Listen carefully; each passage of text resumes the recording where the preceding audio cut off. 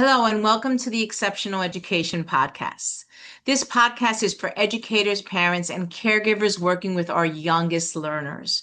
My name is Leida, and today we're diving into a topic that every early childhood educator and leader has encountered. So let me ask you, are you concerned that children are not behaving? Do teachers constantly ask for more support due to the children's behavioral concerns? Are you constantly changing your approach when children do not listen or follow the rules? We got you. Today we're going to be addressing challenging behaviors in the classroom. And we know what challenging behaviors can look like. It can be biting, it can be hitting, it can be tantrums, or even a refusal to participate in activities or follow the rules.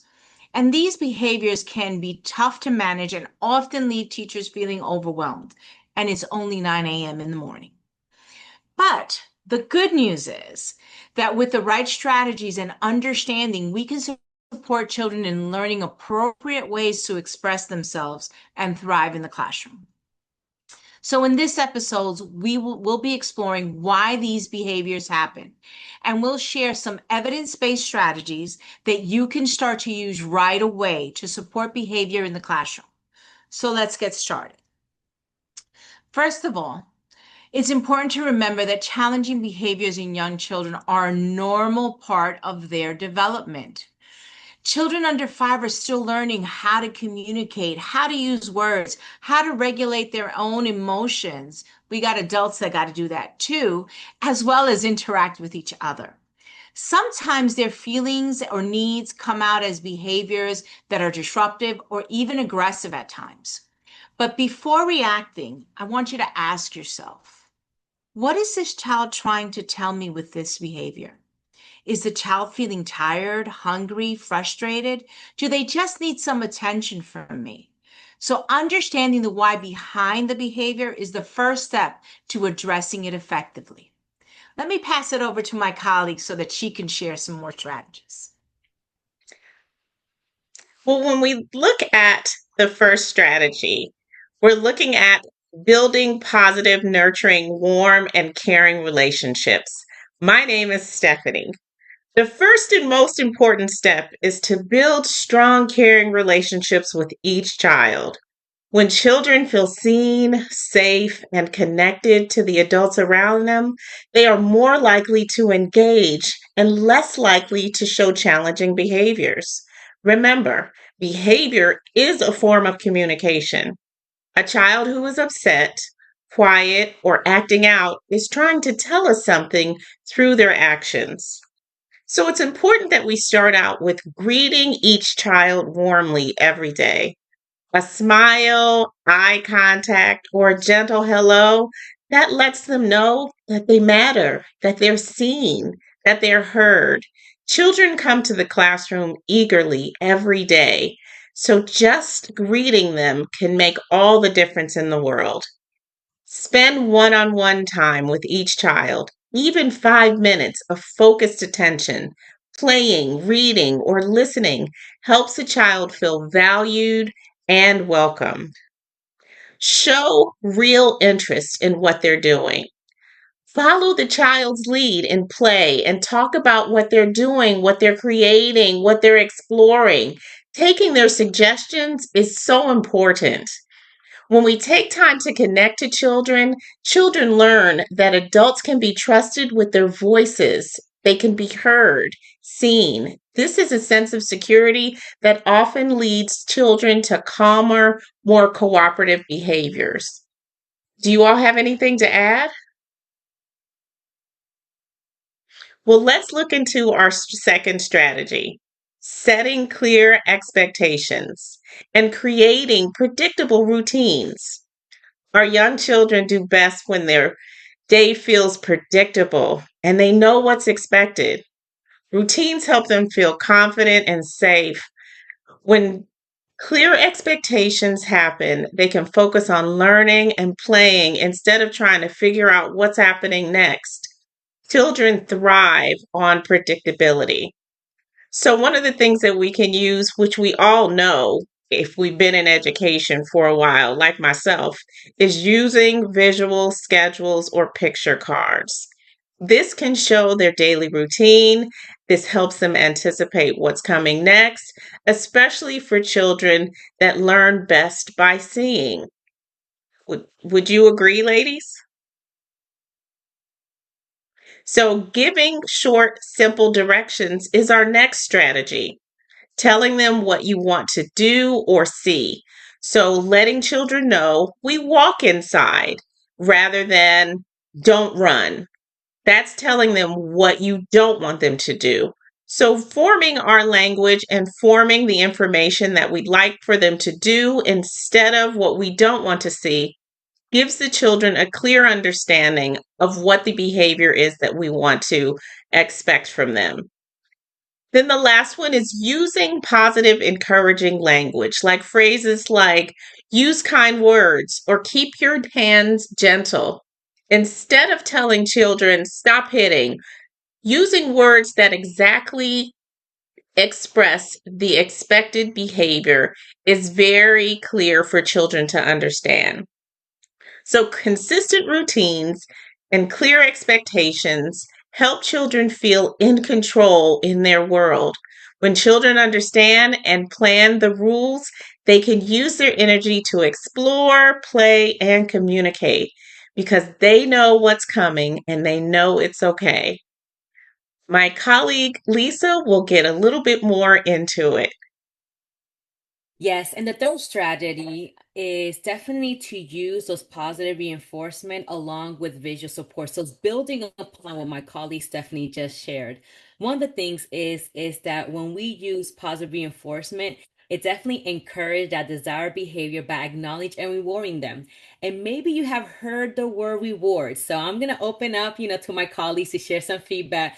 But there's different ways of how to use rewards, and we know that the way that we use rewards, it could definitely encourage a positive expected behavior along with improving the self-esteem. So I want to open up to any of my colleagues. Have you, as an educator, many of us have been in the classroom so many years, like probably like 10 years or plus.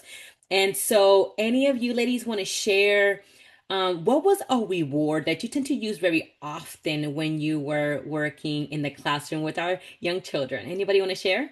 Well, when I was in the classroom, which was about 10 years ago, this was probably one of the most inappropriate strategies where I use snacks.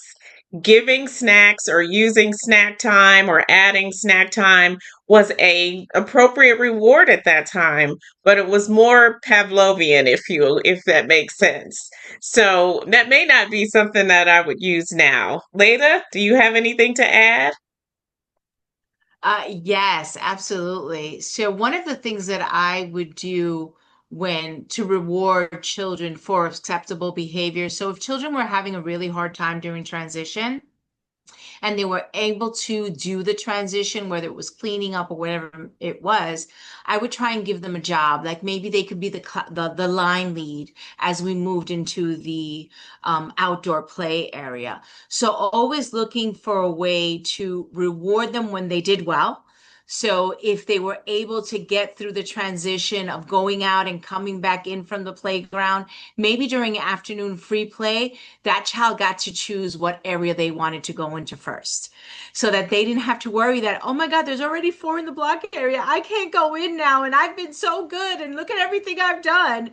So, really, to make them feel validated, finding those small moments when you can acknowledge and give them a reward that's functional to the classroom and to them feeling successful in the classroom was some of the things that I did as a teacher. So we heard two different type of rewards. Stephanie shared how she had the chance for kids to definitely pick their favorite snack or their candy, and that sounds more like a material rewards. But sometimes it costs some money, and in early child education, everything's about the money, right? And sometimes it get expensive. It really does. It really does.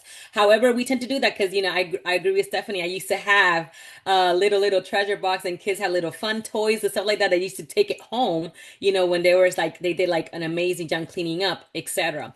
The other example that Leda shared, it sounds more of a social reward that's allowed that, and that is something that's very clean and free. And guess what? It happens naturally. And so I prefer personally myself when I was in the classroom, I used to use more of the social rewards because children love affection. So I know, ladies, I know one of the things about me, my love language is quality time. What is your language? What is your language? Show us what is your language.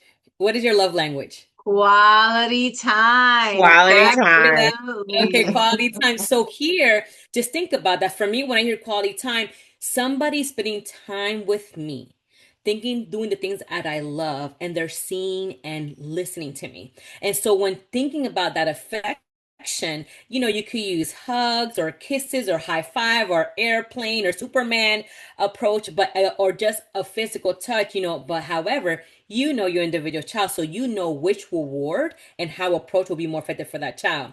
The next one is praises. I know we say good job, awesome, etc., but let's be more specific. When a child is demonstrating a positive expected behavior, let them know, good job, Leida, for using your walking feet. Stephanie, wow, good, amazing approach. How you help your little friend Susie over there clean up. Those are things to be very specific on the action that the child did as well.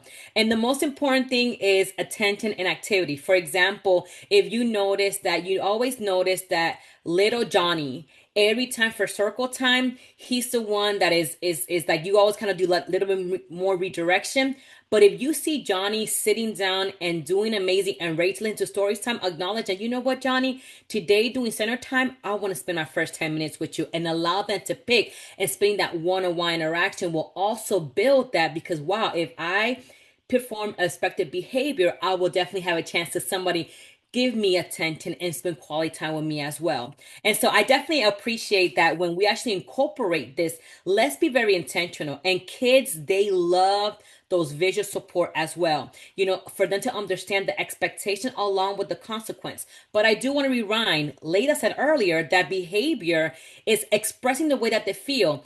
Behaviors are not all negative. You know what I'm saying? It's positive. Oh my goodness, look at you. You did an amazing job cleaning up. Oh, you know what? Today, I really appreciate using those listening ears. When we are definitely creating a center reward system for children, that will build their self-esteem. And guess what, my friends? These behaviors, they will definitely need to learn these behaviors for them to become as an adult. What behaviors are accepted and not wherever the setting is at. So we're building those skills for our young ones, because guess what? We want our baby to be successful.